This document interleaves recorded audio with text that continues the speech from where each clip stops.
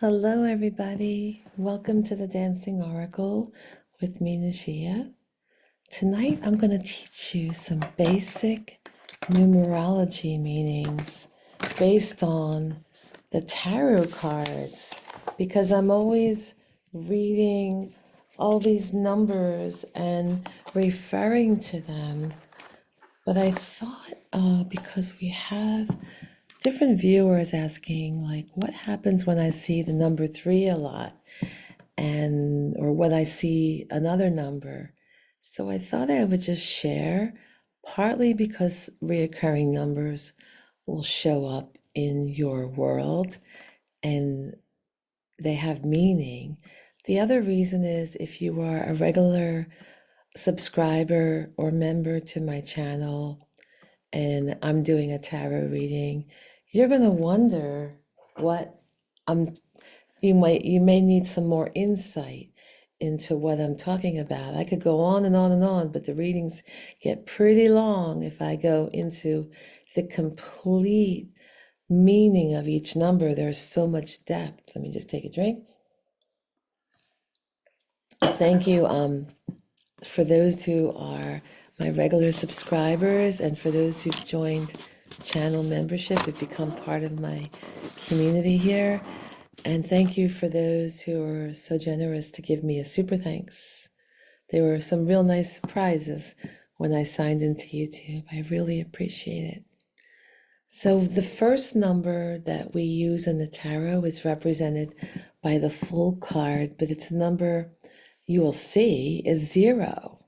You know, it's the realm of like that in between, like it's like nothing is there, and it's living without space or delineation, and you could, the 0 is kind of like, because it's that pause in between, it's like it comes after the end of a cycle because everything is cyclical, but it's also that pause before the new beginning. It's really a preform, and it's also just constantly going around in a circle. You don't even have to lift your writing tool up to make it. For those who know how to actually write, us older ladies know how to write. Right? You're not just typing away. We know how to form the numbers as well as letters. So it's that 0 is where all things come from and eventually go. It's that vast space where ideas and inspiration, where the formless gives birth to form. And it's a bit of a void. It's where all things are possible. All the potentiality is in that 0. Now, you could start out with just a 0, like in the full card, but you can add a 0 to a 1 to make 10. So the 10, it contains that pause, it contains that 0. The 20 in the tarot deck also contains that. But let's go on to new beginnings with the number 1. So in the tarot, we have, the aces, the ace of swords, the ace of wands, the ace of cups, and the ace of pentacles. All these are ones, right? They're all aces. And that's when you already made something out of nothing. It's this birth, and it's a big one, because the number 1 is like a conception, and it's going to grow into something big. It's a new start. Like if you see the number 1, you're in a new cycle. And if you see the number 1 happening a lot in your life, you're coming into a new cycle, new beginning. But if you see it in the tarot, you're at the beginning of a new cycle. And if it's in the pentacles, it's a new cycle of money and power and health. If it's in the cup suite, it's new, like new love, new fountain of love, maybe a new person or a baby, and birth of a baby coming with the Ace of Cups could also be that. And if it's the Ace of Wands, it's like new inspiration, creativity, new passion. Could even be like a new career, because that can be really passionate when you're an entrepreneur forming your new career, or you're like a freelancer. And what did I miss? The cups, the wands, the swords, the intellect, new ideas, new truth coming out, finding your voice in something new that requires your voice. So one's encompass, because they're this new beginning that grows, they encompass a lot of power. And ones have this ability to direct the will and begin the process of manifesting. So if you see a lot of number ones, you tell yourself, I am a manifestress. And if you're a man, you can say, I am a manifester, and because the number one card in the tarot is the magician. And the magician has all the tools in the tarot. So anyway, number twos are duality. It's like one side and the other side.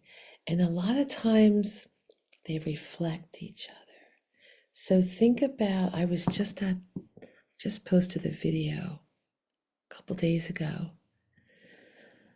And there was a beautiful reflection of the trees.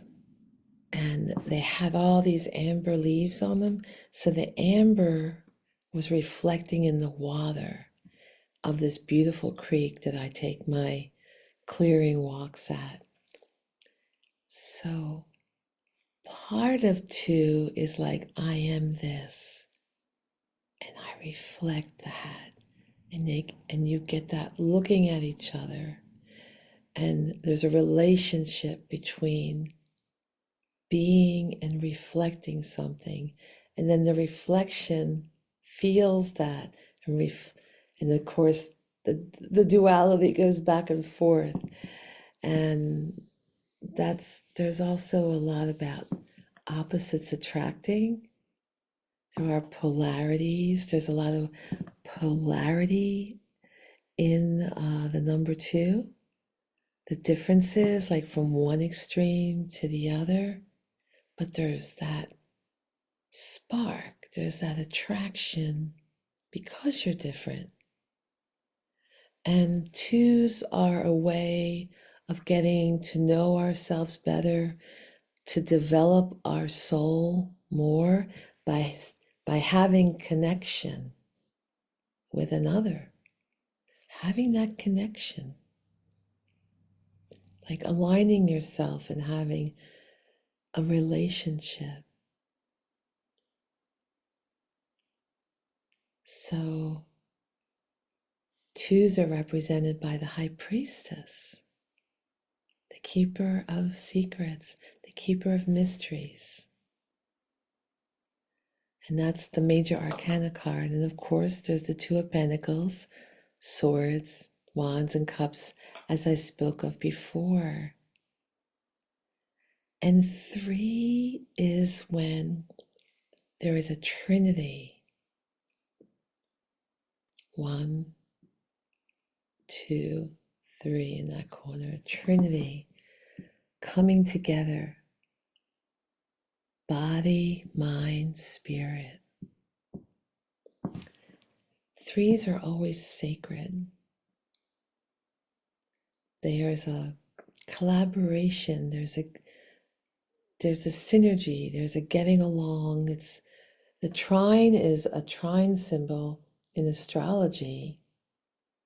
Is a very amicable geometry between planets. When you have trines in your astrological chart, it's a favorable time. Or if you're born with trines, those are easy aspects from one planet to another. And that type of alchemy is very expressive. It supports the arts. It's interested in community because there's always community coming together in, well, not always. Definitely in the wands and the cups and the pentacles. In the sword, it's a bit heartbreaking, but it's a coming together of multiples. And threes have a lot to do with expansion through the group and freedom and pushing beyond a boundary to find a way upward, a new way. It has a lot to do with arts, community, creative expression, expansion, especially with the wands, especially in business. So if you're seeing a lot of number threes, somebody had asked me, it has that creative Empress energy. The Empress is another major arcana in the tarot. And you see a lot of threes. It's like, I would say, are you spending enough time with friends? Maybe you're being drawn to spend more time with friends or collaborate, celebrate, be with people. The fours are all about stability, like a square, like the foundation of a building is a square for most buildings. So you want to have a square as a really firm foundation. And it also represents north, south, west, and east, like the four corners, the four seasons, experiencing everything well balanced, coming in order. And it's all about a really good base, and feeling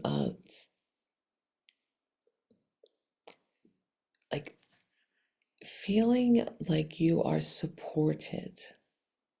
Fours, like if you have the Four of Pentacles, you feel supported because you have money. If you have the Four of Wands, you feel supported by your family, community, home. If Four of Cups may not feel so supported, they may not like the choices, but generally speaking, fours are support. And Swords, it means I need to rest and find my internal support, my navigation from within inside myself. And the Emperor, he has it all. So he's a very solid guy because he's got the heart, the wisdom of the intellect. He has the passion to explore, and he has truth. He's got the ability, he's got good intellect. Fives are difficult. When you're going through like a number 5 year, we can talk about numerology years, but just in general, fives are like, they have a lot to do with change in the tarot and conflict and things that break structure, right? So it's part of like a halfway point through evolution, and it's a tricky part in life. So there's lots of trials, change, tribulation, because you're right in the middle of the sequence of 1 to 9, because everything repeats after the number 9. You'll just start with 1 and a 0 again, right? So you only have those numbers. You only have the 0, the formless, and then the 9 physical numbers. So when you have change, you're pushed to growth and expansion, but it's uncomfortable. It is challenging. And there's a volatile nature with this expansion to grow. And again, you're growing through difficulties with, money, or, like in the tarot, being left out in the cold with the Five of Pentacles or the Five of Cups, all the sorrow, regret. The Wands is like fighting, and the Swords is also bullying and fighting. It's like really to the death. The Swords, they're hard things, and the Hierophant is all about that order. And, it's not an easy card.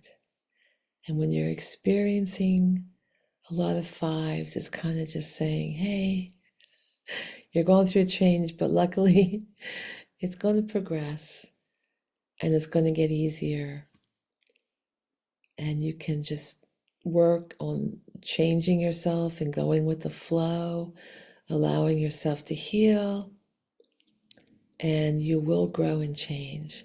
With sixes have in the Six of Swords, you're getting out of the turbulent waters, and you can also be generous. Like with the Six of Pentacles, you're really being fair, and with the Wands, there's victory, and with the Cups, there's that sweetness, that nostalgia, and the major arcana is the Lovers. The Lovers, it's all about like that, finding harmony. Sixes have a lot of harmony. You're coming out of five, the five energy, and you're restoring yourself. You're like, if you had a lot of loss of income, then with the sixes, you're either receiving charity or you're able to give charity. With the Sword, you're getting across those turbulent waters to still water, safety.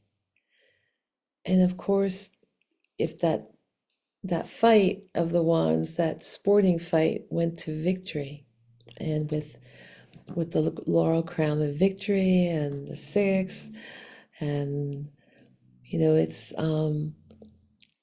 it's a lot of beauty in the number six. There's a lot of love and care. There's a lot of responsibility, like someone taking care of somebody. And with the seven, it's like a spiritual assessment time. Seven is always the spiritual number.